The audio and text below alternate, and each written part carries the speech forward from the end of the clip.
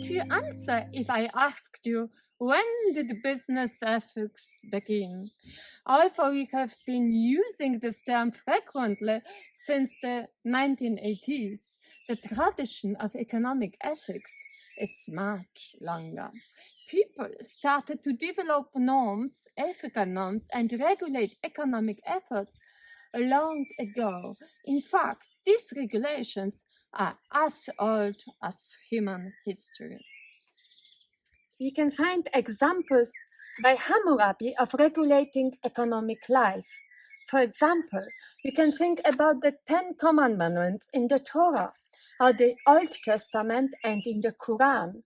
Look at them and ask yourself which aspects of economic life they are regulating. In other parts of the Torah, you can find more details of how you can and should organize your economic life. Buying, selling, or borrowing were regulated in order to maintain social justice. For example, you are allowed to take the code of the person as a guarantee of the money you lend to a person, but you couldn't keep it overnight so that the borrower wouldn't suffer from the cold.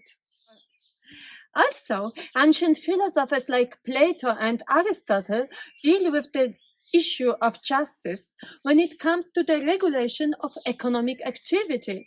For instance, Aristotle differentiates between kremastics, which is about the multiplication of monetary value by lending money, for instance, and economics, which is about managing a household.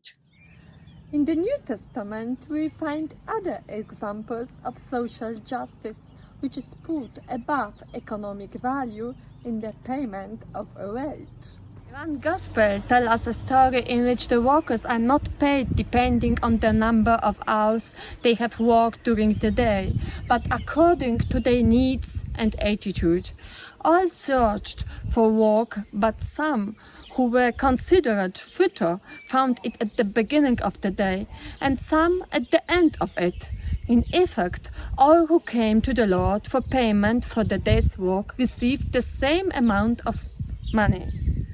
The Christian tradition, which soon dominated Europe, saw these ideas in Christian ethics, and especially in the later development of thought in Thomas Aquinas, namely that each person must have enough to be able to live, and that the work should be paid accordingly to its value.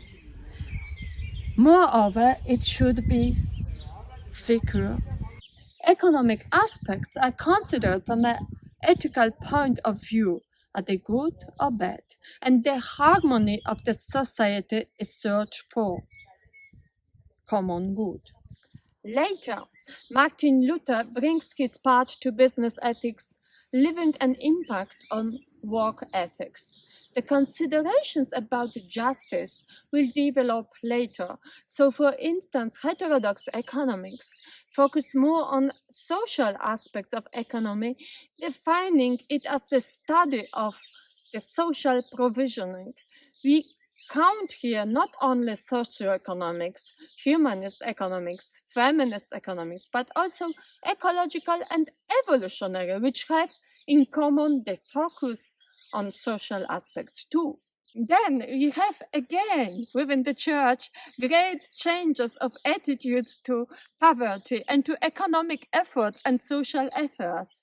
The breaking point was the encyclical of Leo XIII, 1891, Rerum Novarum, which dealt with the situation of the poor and workers.